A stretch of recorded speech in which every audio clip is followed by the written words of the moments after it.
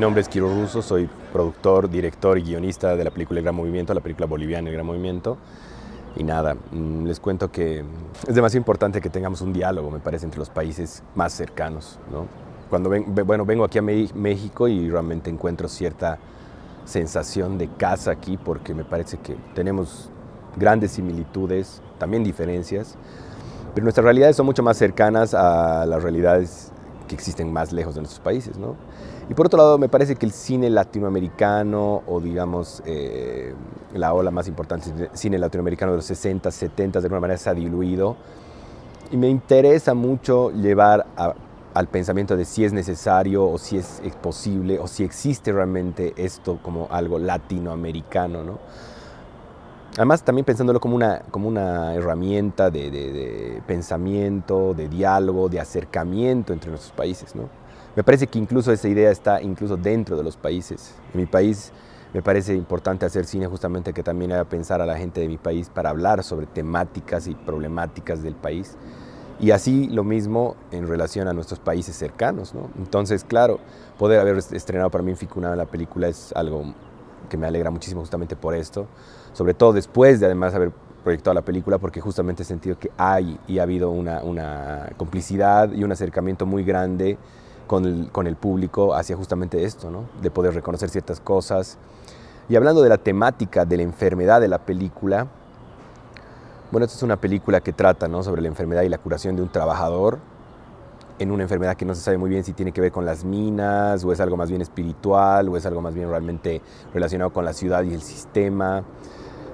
Para mí, realmente para mí, ¿no?, en lo personal, en Bolivia existe una creencia muy fuerte de los países andinos y que también tiene que ver con los incas y con los aymaras y con los quechuas, que es que cuando uno tiene, digamos, reniega mucho, tiene un susto muy fuerte o un sobresalto muy fuerte, se te escapa el espíritu, ¿no? Entonces, para mí la película un poco habla de esto. Esta enfermedad se llama mancharisca, japishka, y estas enfermedades tienen que ver con eso, con algo más del espíritu que se va y hay que buscarlo, ¿no? Entonces la película un poco trata sobre eso, pero coincidentemente la película, a la vez, sin que nosotros sepamos, sin que yo sepa, terminó también siendo una película sobre el COVID, ¿no? Inevitablemente. Es más, cuando ya ha pasado eso, en la postproducción de sonido, yo incluso he incluido capas que hablan sobre eso, pero de manera medio velada, ¿no? Por ejemplo, en un momento la voz habla de los números de contagios, pero nunca se dice la palabra COVID. O por ejemplo, hay una canción que es muy chistosa, que está medio escondida en la película, que es COVID-19, ¿no? Es una película que un tipo en Perú ha hecho de un mix de una señora que estaba hablando del COVID. Entonces hay como esas huellas que tienen que ver como justamente con ciertas huellas de la época que me interesa que también tenga la película, pero que están medio escondidas, medio veladas ahí, ¿no? Ya sea en sonido o en escenas que de alguna manera tienen una interpretación dentro de lo que es la ficción, pero dentro de la realidad la gente que sabe ciertas cosas, sobre todo de mi ciudad, sabe que representan otra cosa, como momentos históricos que estaban sucediendo de episodios de ese año, el 2019, ¿no? Me interesaba mucho a mí hacer una película que tenga muchísimos estilos dentro de una película, sobre todo tratando de reflejar un poquito lo que es la saturación de las imágenes en la que vivimos ahora, ¿no?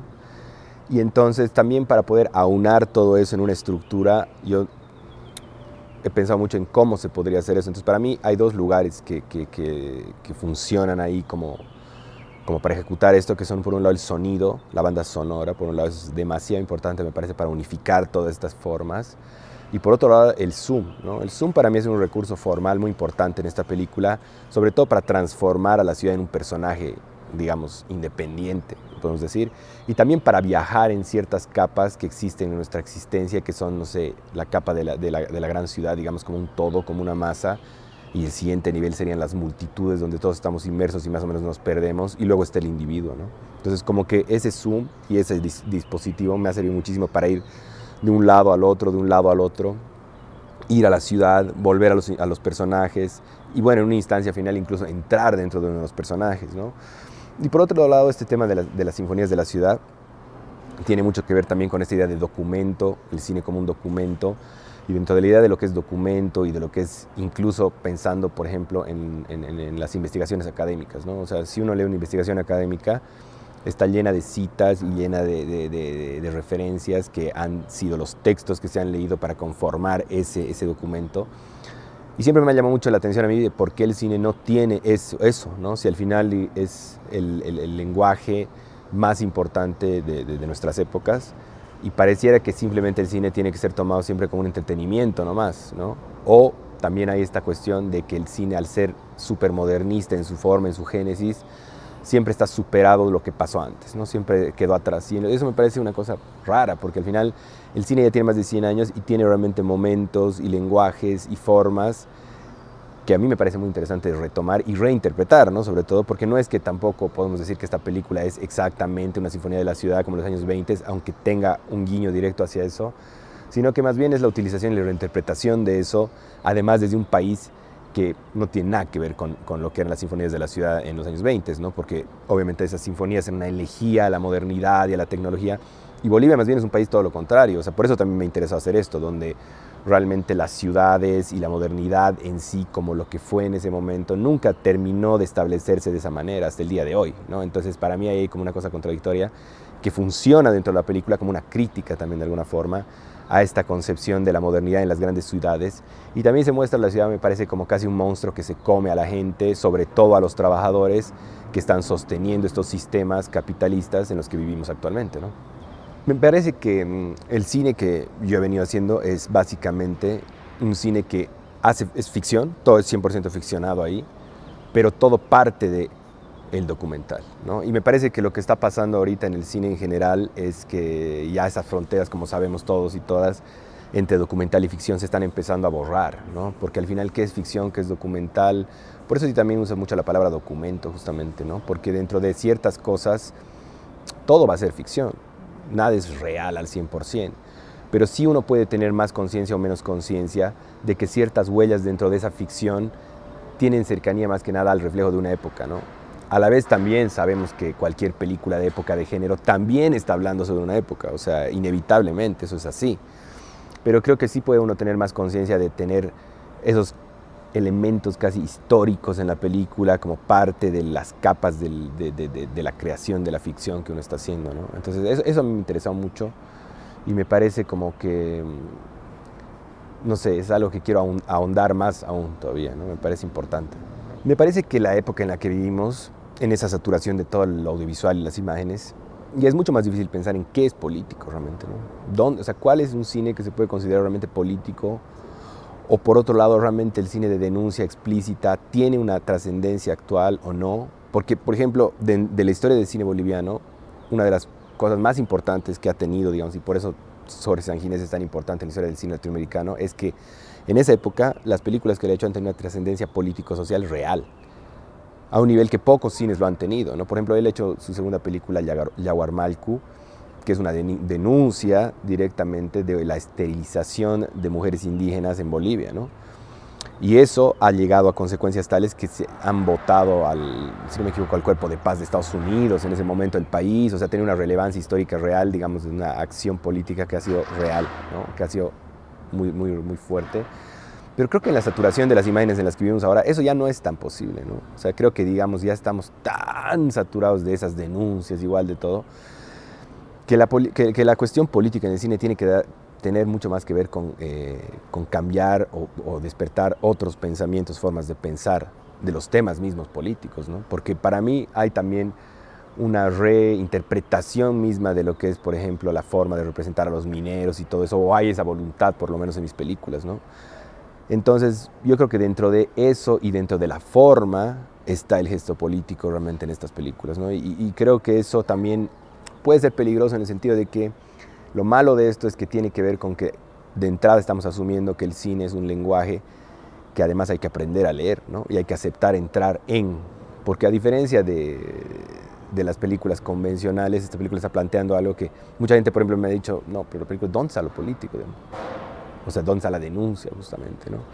Y creo que justamente el hecho de que sea una cosa abierta es para mí lo que genera la posibilidad de un diálogo y de unas preguntas y de un cuestionamiento que incluso se hacen los espectadores y que puede llevar justamente a decir, no, es político, sí es político, ¿qué es político? Y me interesa abrir esas preguntas más que dar ciertas respuestas o decir, bueno, está pasando esto, porque al final también la película lo hace, ¿no? En el sentido de que, por ejemplo, el germen del retorno de Elder Mamani a la película tiene mucho que ver con algo que es real y que ha sido muy fuerte, que es hay más de 500 jóvenes en las minas de Huanuni. Yo solo trabajo con las minas de Huanuni, ¿no? A pesar de que hay cientos de minas en Bolivia, pero yo conozco esa realidad y me interesa más como sumergirme solo en un lugar que en vez de que ir a 1000 lugares y qué sé yo.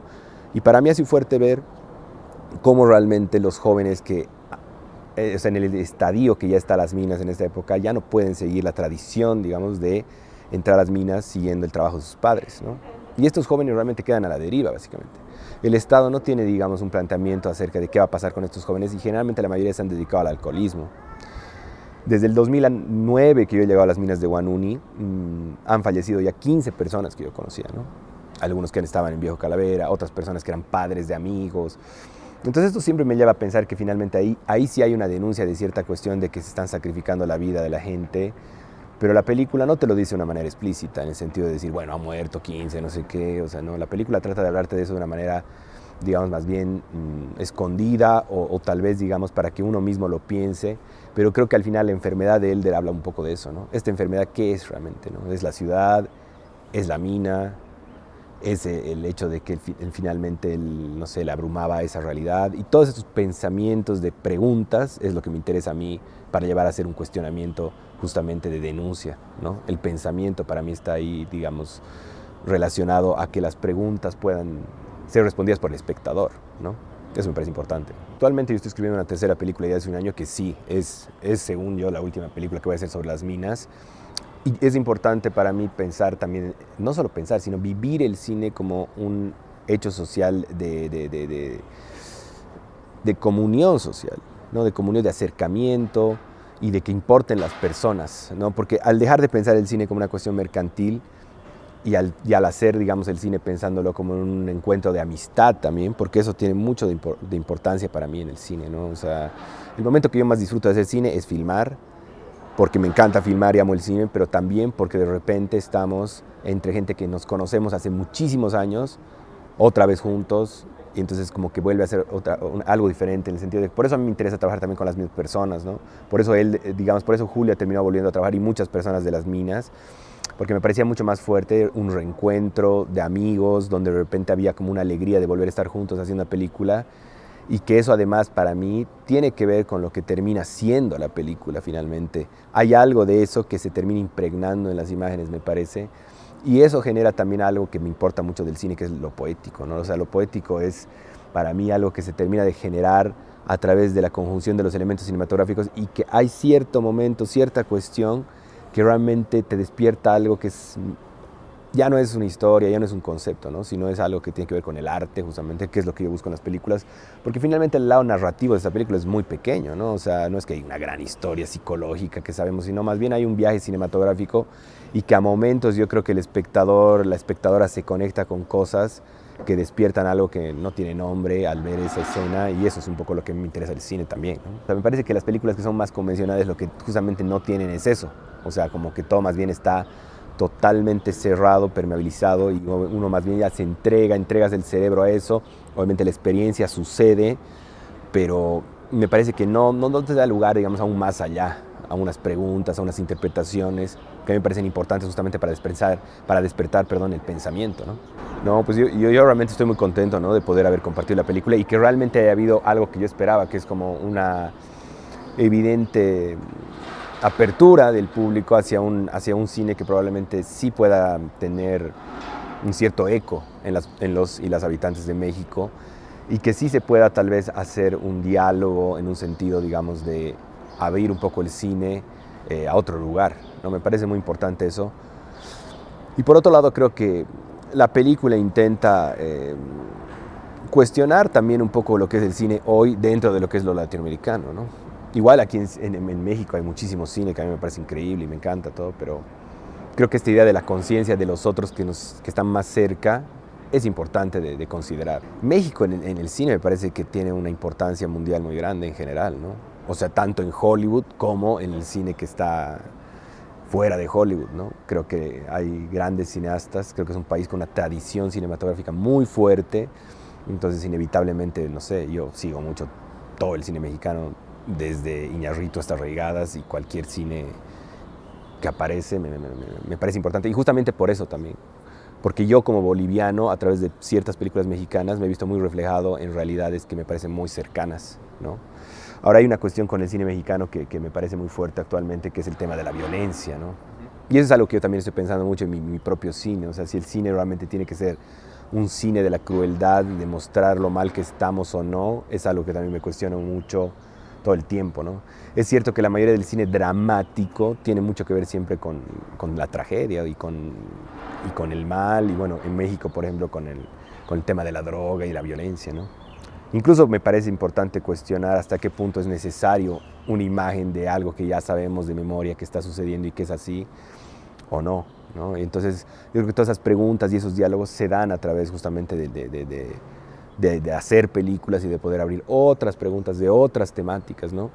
Hay algo en el cine latinoamericano también que siempre me ha llamado la atención, que es, hay muchas temáticas que inevitablemente se repiten hasta el infinito, ¿no? Y de acuerdo a los países. Por ejemplo, aquí cada vez más esta violencia y esta, digamos, miseria de la violencia, podemos decir, pero cada país tiene sus temas, ¿no? Por ejemplo, México, Chile hace 1000 años siempre se habla de la dictadura, por ejemplo. Son los traumas de los países, yo creo que inevitablemente vuelven. Eso me pasa incluso en Bolivia, ¿no? Mucha gente me dice, ¿pero por qué los mineros otra vez? Pero a la vez yo veo, digamos, todas las películas que se han hecho sobre los mineros y no son tantas como uno diría, ¿no? O, digamos, se ha hablado siempre del tema minero filmado de la misma manera infinitamente y por eso me parece interesante, justamente también pensando una vez más en lo del documento, retomar eso, pero hacerlo desde otro lugar, ¿no? De todo corazón te pido, Señor, que me hagas cesar.